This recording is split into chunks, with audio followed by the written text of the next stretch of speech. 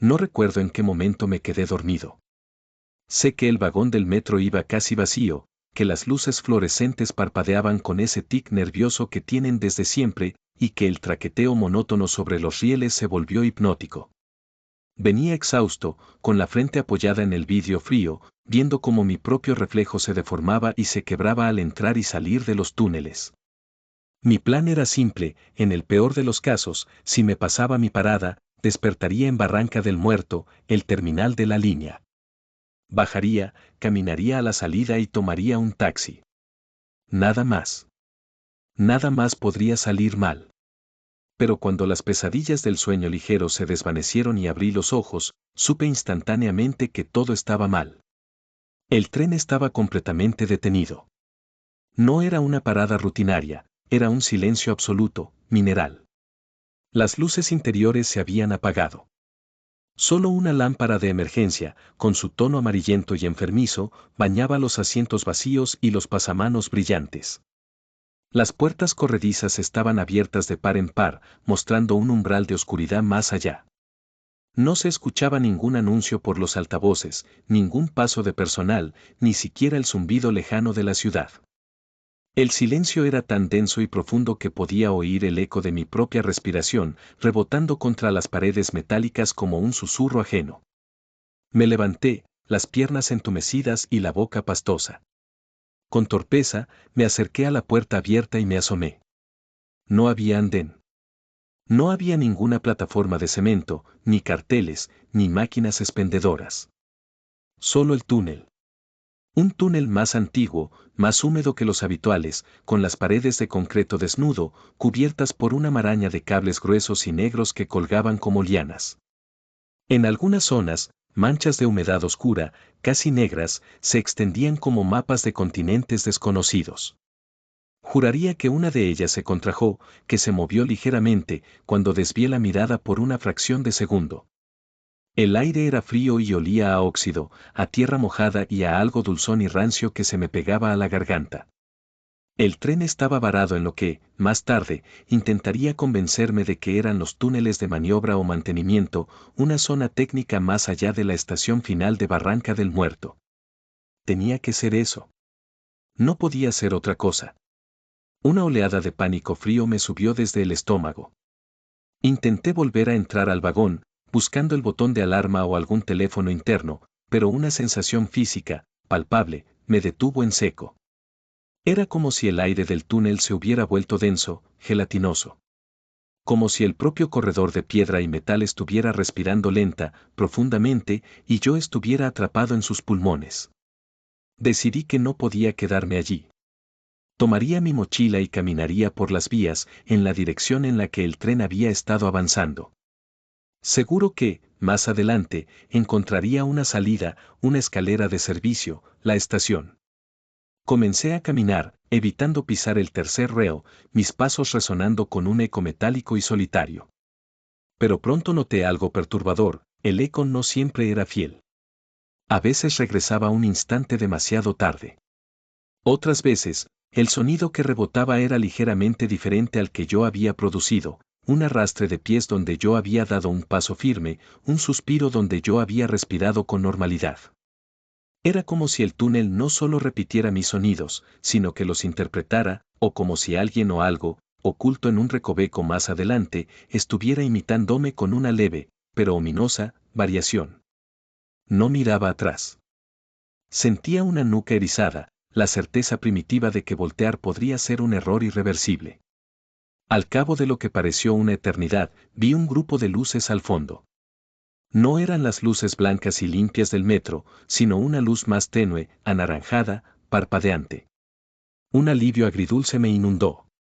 La estación. Tenía que ser Barranca del Muerto.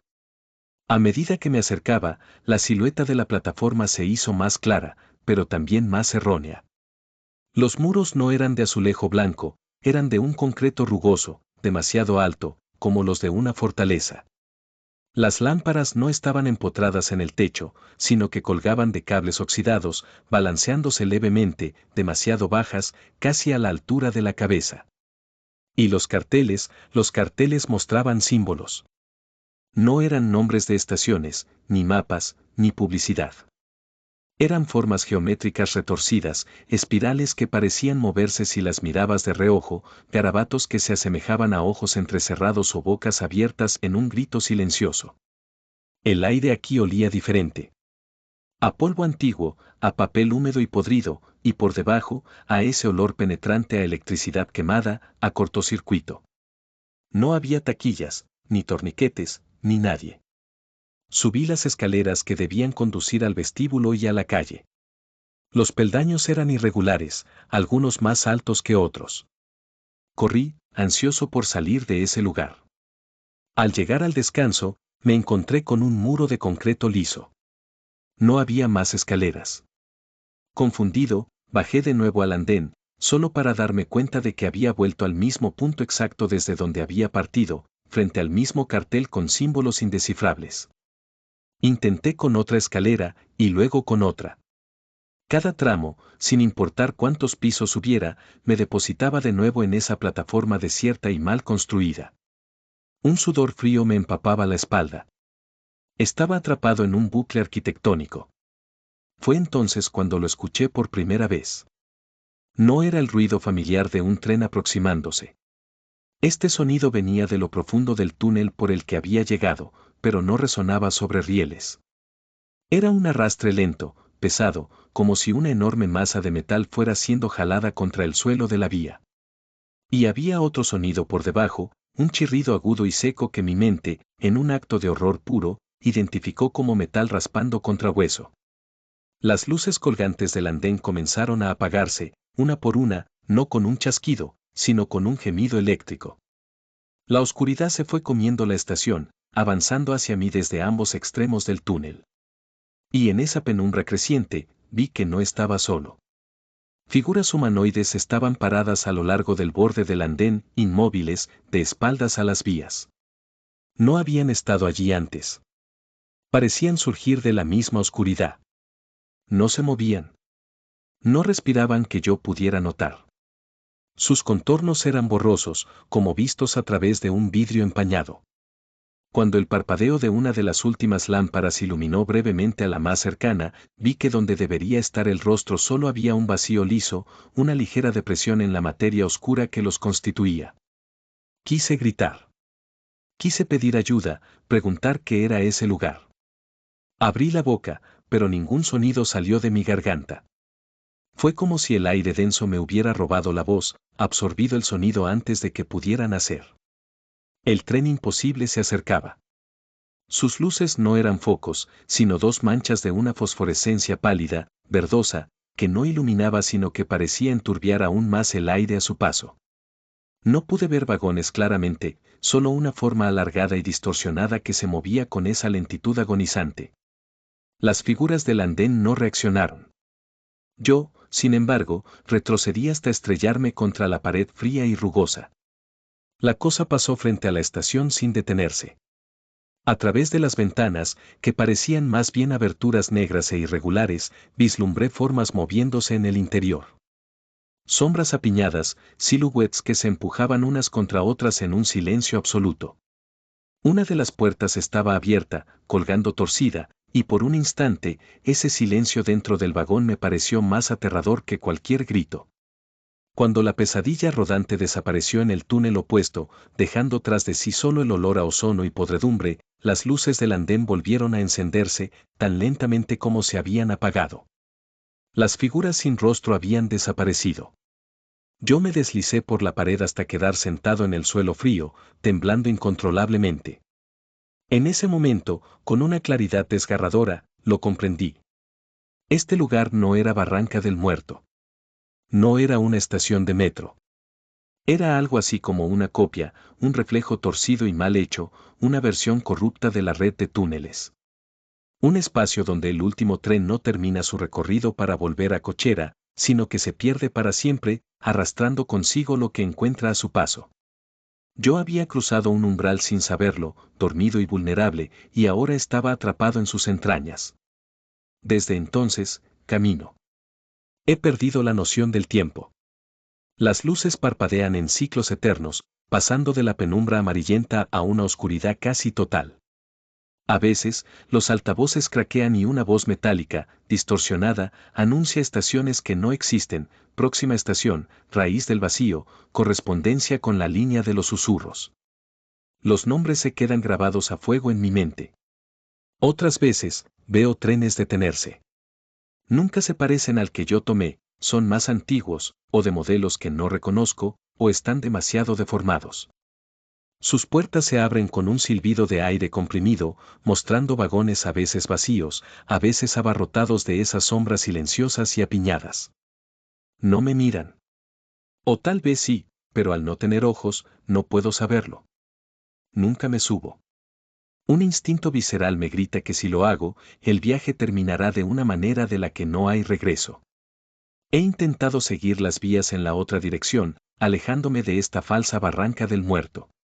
Los túneles se ramifican de maneras ilógicas, llevándome a andenes idénticos en su espantosa incorrección, o a enormes cavernas de mantenimiento llenas de maquinaria oxidada que no parece servir para nada, pero cuyos engranajes giran lentamente, accionados por algo que no veo.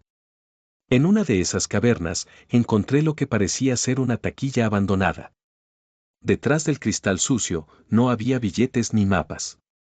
Había pequeños objetos personales, un reloj de pulsera con la esfera agrietada detenida a las 3:17, un zapato de niño, un libro cuyas páginas estaban completamente ennegrecidas. Y un diario. Lo abrí con manos temblorosas. Las primeras páginas estaban escritas en una caligrafía desesperada, describiendo una experiencia casi idéntica a la mía. Las páginas siguientes se volvían más incoherentes, con frases repetidas una y otra vez: no mira a los que no tienen rostro, los anuncios mienten, el eco tiene hambre. Las últimas páginas solo tenían, garabateado una y otra vez, el camino a los túneles. Dejé el diario ahí. No quería llevármelo. No quería que esa desesperanza se pegara a mí. Pero las frases resonaban en mi cabeza. El camino a los túneles. Ahora presto más atención a los sonidos. No solo a mi eco infiel, sino a otros ruidos. A veces, en la distancia, escucho pasos. No son los míos. Son más pesados, más lentos, y van acompañados de un leve arrastre, como de un traje pesado o de algo que se arrastra. Los pasos nunca se acercan lo suficiente para ver su origen, pero nunca se alejan del todo. Es una presencia constante, un cazador paciente que recorre su territorio. Yo soy el intruso. El hambre y la sed son fantasmas lejanos aquí, como si las necesidades de mi cuerpo se hubieran atenuado, pero el agotamiento mental es absoluto. Duermo a ratos, escondido en nichos de mantenimiento o en vagones abandonados que parecen seguros, pero siempre con un ojo abierto. Los sueños aquí no son un alivio. Son extensiones de la vigilia, corro por túneles infinitos, perseguido por el sonido del arrastre metálico, mientras las figuras sin rostro me observan desde las plataformas. A veces, en el limbo entre el sueño y la vigilia, creo escuchar voces susurrando mi nombre desde las paredes. O peor, creo reconocer las voces. Una vez, vi una salida. Un tramo de escaleras bien iluminado, con carteles de salida en verde y blanco. Corrí hacia ella, un sollozo de alivio atorado en el pecho. Subí los escalones de 2 en 2, viendo la puerta de salida con luz de día al final. Pero al llegar al último peldaño, la luz no era la del sol. Era la luz fría y blanca de un fluorescente, y yo estaba de nuevo en un andén distinto pero igual de erróneo, con anuncios de cambio de vía al abismo. Me derrumbé y lloré, sin lágrimas, solo con sacudidas secas y silenciosas. Esa fue la primera vez que la esperanza se quebró del todo dentro de mí. El lugar no solo me atrapa. Se burla de mí. Juega con mi necesidad de escapar. Y luego están los espejos. Los encontré en un vestíbulo circular. No reflejaban mi imagen actual, demacrada y sucia. Reflejaban versiones de mí mismo en distintos momentos del pasado, yo yendo al trabajo el día que todo empezó, yo de niño, yo en un momento de felicidad que ya ni recordaba. Al acercarme, esos yos del pasado me miraían, primero con curiosidad, luego con un pánico creciente, como si ellos pudieran verme a mí, aquí, en este infierno. Golpeé el cristal, les grité que tuvieran cuidado, que no se durmieran en el tren. Uno de ellos, el yo del traje, se acercó al espejo desde su lado, con los ojos llenos de un terror absoluto, y susurró algo que él. He aprendido reglas, a fuerza de terror y error. No mirar directamente a las manchas negras de las paredes, parecen crecer si lo haces. No responder cuando el eco repite tu nombre con una voz que no es la tuya. No entrar en los vagones donde las sombras están quietas, mirando todas hacia una misma dirección, como esperando una orden. Y sobre todo, no quedarte quieto por demasiado tiempo. La sensación de ser observado se vuelve insoportable y el frío del lugar se infiltra hasta los huesos, como si el mismo concreto absorbiera tu calor vital. A veces, en los momentos de mayor desesperación, pienso que esto es el castigo por algo que hice o que olvidé. O que nunca me desperté en aquel vagón, que esto es un coma, una agonía cerebral prolongada. Pero el dolor de mis pies al caminar sobre las piedras de la vía, el sabor metálico del miedo en mi boca, la asfixia de este aire quieto, todo es demasiado visceral, demasiado cruelmente detallado para ser un sueño. Esto es real. Es un lugar real que existe en los intersticios, en el subsuelo de la ciudad, una herida en el mundo normal por donde se cuela lo que no tiene nombre. El ser de los pasos pesados, lo he sentido más cerca últimamente. Una vez, al doblar una curva, vi su sombra proyectada en la pared del túnel por una luz que yo no podía ver. Era alta, desgarbada, con contornos que no se mantenían estables, como si estuviera cubierto por una capa hecha de oscuridad pura y el humo de los frenos de un tren. No vi más. Corrí en la dirección opuesta hasta que el dolor en el costado me obligó a detenerme. Ahora sé que su objetivo no es atraparme rápidamente. Sabe que no tengo a dónde ir. Es el dueño de este reino, y yo soy solo un ratón perdido en sus paredes, destinado a desfallecer eventualmente, a convertirme en otra de las sombras silenciosas que pueblan los andenes, esperando un tren que nunca llega a ninguna parte. Hoy, o lo que considero hoy, encontré una fuente de agua. Un goteo constante de una tubería rota en un túnel lateral. El agua sabe a metal y a tierra, pero es agua. Fue el primer sabor distinto en una eternidad. Mientras bebía con las manos ahuecadas, escuché un llanto. Un llanto de niño, claro y desconsolado, que venía de uno de los túneles de servicio. Casi me lanzo hacia él. Casi. Pero algo en el tono era, perfecto. Demasiado humano para este lugar de ecos infieles y susurros distorsionados. Me quedé quieto, conteniendo la respiración. El llanto se detuvo de repente y fue reemplazado por un sonido bajo, como de algo arrastrándose por el suelo, alejándose rápidamente. Era una trampa. Una carnada hecha de la única cosa a la que no me podría resistir, la señal de otro ser humano vivo. El lugar no solo se burla, sino que aprende. Aprende de mis deseos para usarlos en mi contra. He comenzado a hablar conmigo mismo, a registrar mis pensamientos en las márgenes de un viejo horario de trenes que encontré, usando un trozo de carbón. No quiero olvidar quién soy. No quiero que mi mente se diluya en este laberinto y empiece a creer que las sombras son compañía o que los anuncios falsos son instrucciones. Escribo mi nombre. Escribo el nombre de mi estación de origen. Escribo el sol existe. El cielo es azul. Frases ancla. Pero a veces, al releer lo que escribí, veo que algunas palabras han cambiado. Mi nombre aparece escrito con letras distintas, torcidas. El sol se ha tachado y sobre él se ha escrito la luz fría. El lugar contamina hasta mis recuerdos escritos, y siempre, siempre, sigo caminando. Porque parar es aceptar la derrota. Parar es convertirse en parte del decorado. A veces creo ver un cambio en la textura del aire, un olor a aire de la superficie, un sonido lejano de tráfico, y mi corazón da un vuelco. Siempre creo que estoy cerca de salir. Que la siguiente curva, el siguiente andén, la siguiente escalera, será la correcta. Pero en mis momentos más lúcidos, esos en los que el terror da una tregua y queda solo el frío conocimiento, lo sé. El metro no quiere que me vaya. Este ecosistema de cemento, sombras y trenes fantasmas me ha absorbido. Soy un elemento más de su disfuncional eternidad. Y Barranca del Muerto, Ese nombre que una vez significó solo el final de una línea, un lugar para tomar un taxi a casa, ahora significa algo completamente distinto. Barranca del Muerto no es una estación. Es una boca. Es un umbral que se abre cuando las condiciones son adecuadas, el cansancio extremo, la hora muerta, un cierto patrón en el parpadeo de las luces. Y una vez que cruzas, la boca se cierra a tu espalda. El mundo sigue su curso arriba, los trenes reales llegan y salen de la estación real, la gente sube y baja, ajena al inframundo que serpentea justo debajo de sus pies, a la copia corrupta que existe en un plano tangente al suyo. Yo soy el que se quedó dormido. Yo soy el que cruzó. Y ahora camino, un fantasma en un sistema de tránsito que es a la vez una tumba y una prisión. El sonido del arrastre metálico es más cercano ahora. Siempre lo es. Las luces parpadean, anunciando una próxima estación cuyo nombre no quiero oír. Y sigo caminando, porque mientras camine, mientras evite los vagones de sombras y no mire a los que no tienen rostro, mientras recuerde mi nombre y que el sol existe, sigo siendo algo más que un habitante de este lugar.